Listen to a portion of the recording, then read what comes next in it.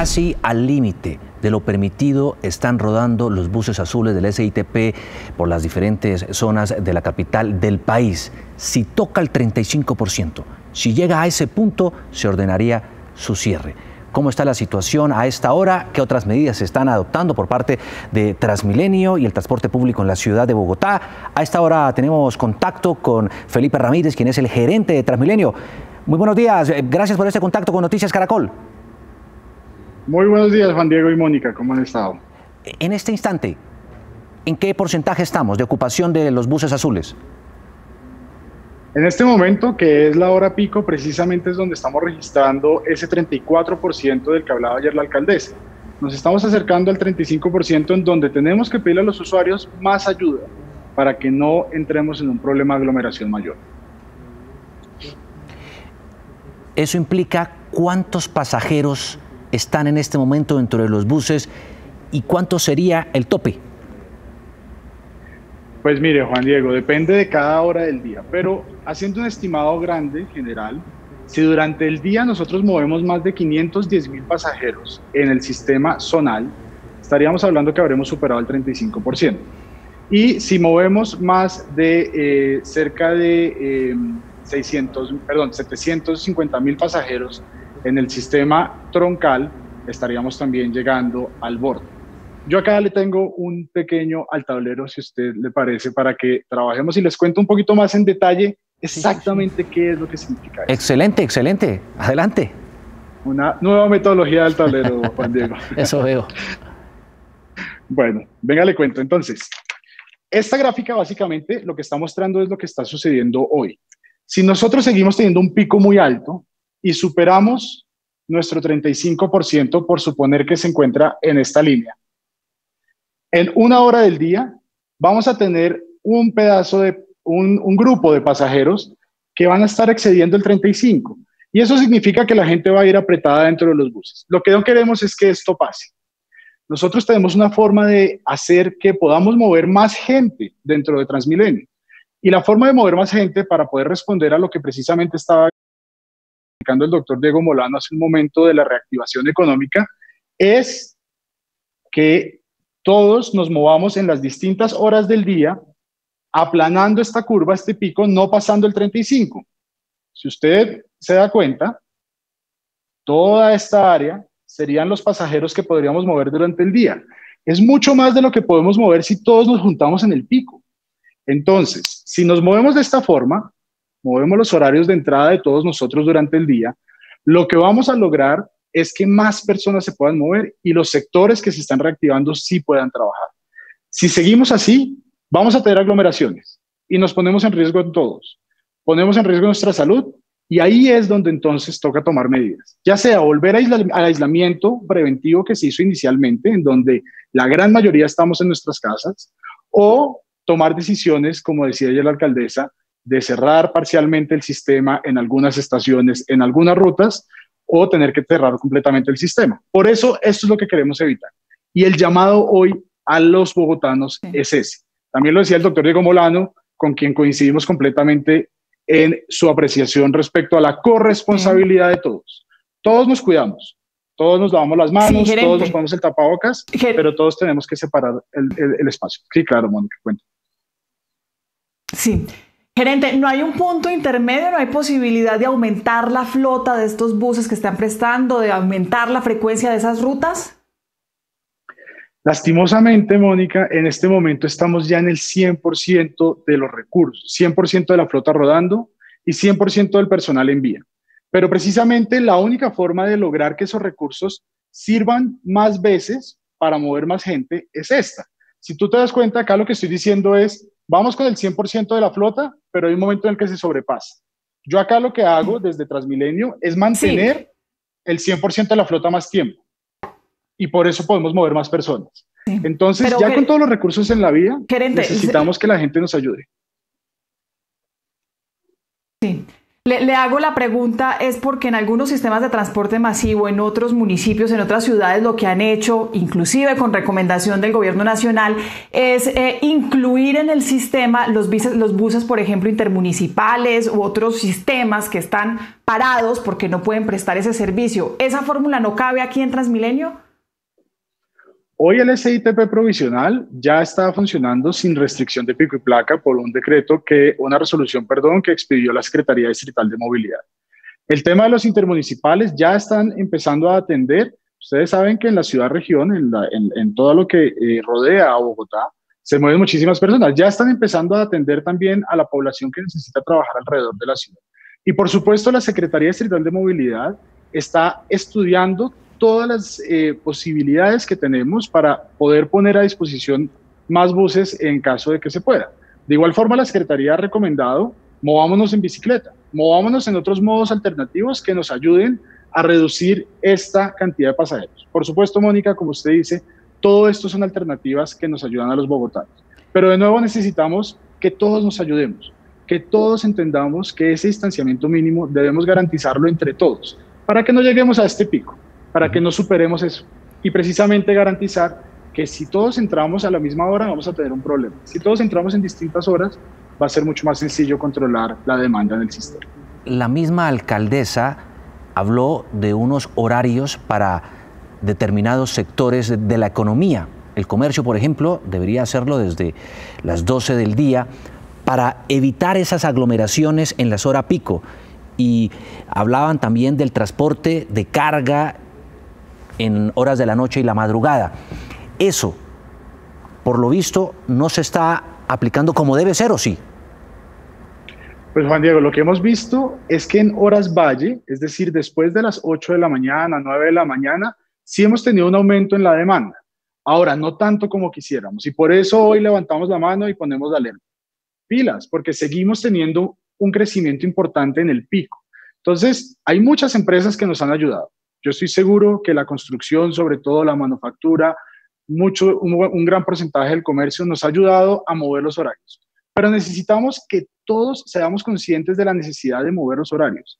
Si no, no hay ninguna reactivación económica que sea posible. No podemos seguir trabajando. Entonces es fundamental. Pero sí hay unos que nos han ayudado y hay que reconocerlo, a los cuales les agradecemos infinitamente porque eso es un trabajo de todos. Pero necesitamos que más personas se sumen.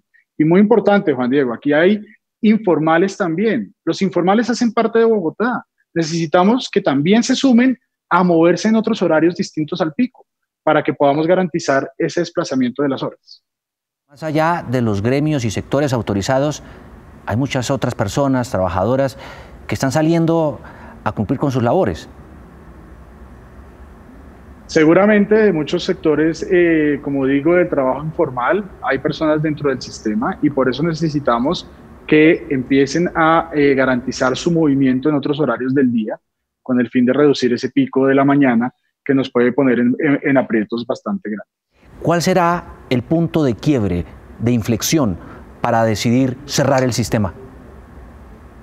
Juan Diego, si mantenemos una ocupación superior al 35% por muchas horas o por varios días, debemos tomar decisiones. Las decisiones serán tomadas de acuerdo a la situación específica.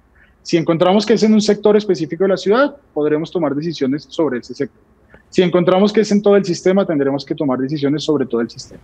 Y por supuesto, dependerá también de si hacemos un aislamiento preventivo más riguroso o cerramos el sistema Transmilenio completamente, con el fin de garantizar solamente en unos días que todos entendamos la necesidad de ese aislamiento preventivo. Lo hemos hecho muy bien hasta el momento. Ustedes han visto las imágenes de la garantía del distanciamiento mínimo en los portales, en las estaciones. Hay uno que otro bus que lastimosamente todavía se ve lleno, estamos trabajando en eso, pero tenemos que seguir en esa garantía, tenemos que seguir trabajando con la corresponsabilidad de todos los usuarios. Hoy hay usuarios que ya no se suben a los buses cuando están llenos. Mil gracias. Sí. Eso lo necesitamos hacer para garantizar el distanciamiento. Felipe, ¿cuál es el criterio de un conductor, sea de un bus articulado o zonal, para determinar no permitir más el acceso de pasajeros? En los buses biarticulados y articulados no depende tanto del conductor, depende de las personas que están en vía, porque precisamente al ser buses tan largos, los conductores no pueden tener ese control. Y allí tenemos más de 700 personas y más de 800 policías ayudándonos a garantizar el distanciamiento mínimo que debemos tener y adicionalmente cómo ingresamos a las estaciones y demás. En el caso de los buses zonales, ustedes vieron, lanzamos una nueva herramienta dentro de la aplicación de TransmiApp, en donde avisamos a los usuarios si el bus va lleno. Eso funciona básicamente cuando el conductor logra identificar, ve que el cupo de las personas sentadas ya se llenó, dejando la silla de por medio, y observa que existe un distanciamiento ya, digamos, según el esperado entre los usuarios. Reporta, se pone el letrero de sin cupo y ya todos los usuarios, tanto en la TransmiApp como en el bus, saben que ese bus va lleno y deben esperar al siguiente. ¿Se puede establecer la comparación entre el grado de ocupación de hoy jueves, de ayer miércoles o de hace una semana para determinar la proporción en la que este ha incrementado? Claro que sí, nosotros estamos haciendo un seguimiento detallado de lo que está pasando en este momento en el sistema, en cada estación y en los buses, pero también, como usted dice, comparado con hace 8 días, con hace 15 días, con el primer día del aislamiento preventivo, incluso con antes de entrar en este periodo de pandemia, cómo nos movíamos. Y eso es lo que precisamente nos ayuda a ir entendiendo todas las dinámicas en los distintos puntos de la ciudad, no solamente en todo el sistema, sino con el detalle que se necesita por sectores, por rutas, para tener toda la información necesaria y poder tomar las mejores decisiones que garanticen la reactivación económica que todos queremos, pero con el cuidado que debemos tener. ¿Y en qué porcentaje, por ejemplo, aumentó en comparación con lo que ocurrió hace una semana? Aproximadamente en la última semana subimos un 15% respecto a hace 8 días. Es un aumento muy importante que precisamente nos ha llevado a este borde del 34% en el componente zonal. Aquí es muy importante recordar que esta situación del 34% la estamos teniendo en el zonal, en los buses azules. En el troncal todavía estamos en el 20%, 20,8%. Tenemos un poco más de espacio en el sistema troncal de los buses rojos. Sí, sí. Pero debemos tener cuidado, porque si este se satura, significa que se satura también todo el sistema. Entonces algo que me llama la atención, Felipe, es que la gente esté usando más el zonal, los buses azules, que los articulados o biarticulados. Antes de la pandemia era al revés. Claro, yo creo que esto responde a la velocidad que se tiene en la ciudad. Por supuesto, con menos vehículos hay más velocidad en el componente zonal. Eso hace también que los viajes sean más cortos en tiempo en el componente zonal. Es un sistema que tiene más capilaridad, que entra más a los barrios, que es exactamente lo que en este momento necesitan las personas y seguramente responde a esas situaciones. Por supuesto, el seguimiento y por eso la importancia de la autorregulación también. Aquí todos tenemos que cuidarnos. Esto depende de... Cuando yo me cuido, cuido al que está al lado mío. Entonces tenemos que hacer el ejercicio completo. Felipe, frente al tema de la operación y la pérdida que está teniendo Transmilenio también por el flujo de caja, ¿cómo va hacia adelante ante el gobierno nacional la partida presupuestal que se está pidiendo para Transmilenio, 800.000 millones de pesos? ¿El sistema es sostenible o no? ¿Y por cuánto tiempo? Bien, este es un servicio básico, un servicio principal. Esto es como cuando uno tiene que asegurar el agua que llegue a las casas. En ese sentido, hemos venido trabajando con la Secretaría de Hacienda y, como ustedes bien lo mencionan, con el Gobierno Nacional para que existan las garantías para poder prestar este servicio. Ya Secretaría de Hacienda está haciendo las labores para conseguir los recursos que sean necesarios, por supuesto bajo la incertidumbre que todos tenemos de qué sigue durante el año. No sabemos exactamente cuánto vaya a ser esa proyección, si sí son 800.000 millones o es un poco menos. Y lo que estamos haciendo es que el Gobierno Nacional está ayudándonos con algunos préstamos o garantías para que la operación se pueda seguir dando. Estamos trabajando en esto, es apenas normal. Cuando tenemos una oferta del 100%, pero unos ingresos reducidos al 35% en cuanto al ingreso por tarifa, por supuesto hay una brecha importante, pero estamos trabajando en garantizarla para que los usuarios bogotanos sigan teniendo el servicio en la ciudad durante todo este año. Es Felipe Ramírez, gerente de Transmilenio aquí en Bogotá, entregando todas estas explicaciones a propósito de lo que está ocurriendo con la ocupación en el sistema y que ya está al límite. Felipe, muchas gracias por este contacto con Noticias Caracol. Bueno, y lo felicito, le va bien manejando el tablero también. Un abrazo.